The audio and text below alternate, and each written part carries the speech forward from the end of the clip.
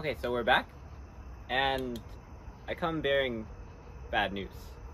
Let's take a look at our pressure gauge. Interestingly, it looks like our low pressure is about where it was before, at about 100 psi, but now our high pressure has gone down, which is strange because before when we read it, it was the low pressure side that was losing its vacuum, but the high pressure was holding it for a bit. And then we tried looking at the dye. Can you turn it away for a second? And as you can see, no connections. There's nothing, no green lighting up. Which, yeah, except for at least, you know, the shredder valve and where we connected it. I mean, this one's much more clear, you can see.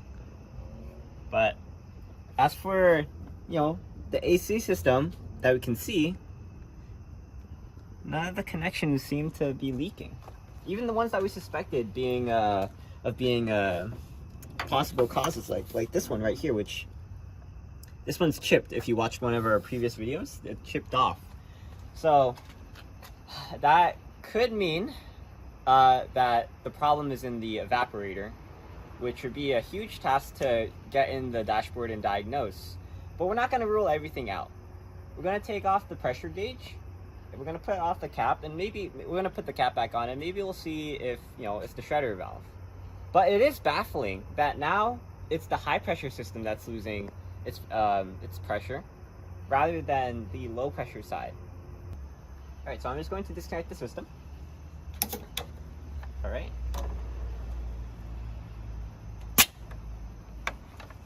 And now we're going to, where's the cap? We're going to put the cap back on, we're going to turn the AC on and cycle it, and maybe we'll see if something changes. It looks like, well, at least on here first, let's see, this is the amount of UV dye that we have on our low pressure shredder valve. It doesn't look like anything major, but this is actually major because it shows us that our high pressure shredder valve actually has too much UV dye spilling around the edges. Can you see?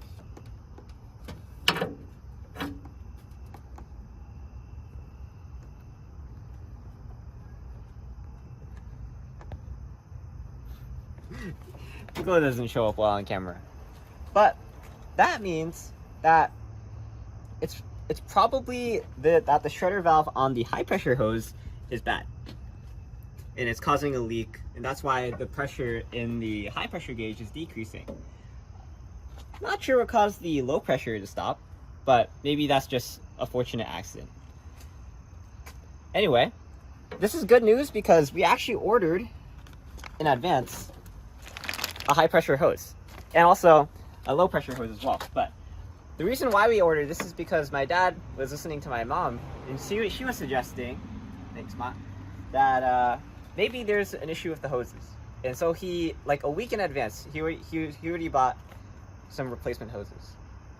And if you watch my previous videos, we mentioned, oh, we might end up replacing the hoses if nothing else works. And so I guess we ended up at that at this being the answer, or a possible answer.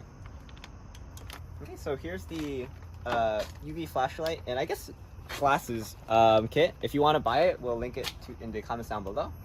Our next steps is we're going to replace this lamp. We're going to replace this hose. I don't know where that came from. And we're going to refill the refrigerant, see if it works. If it works, then we'll refill the compressor because we vacuumed it. That takes the compressor oil out of it. So if it works, then we're gonna have to refill the compressor and we should be good to go.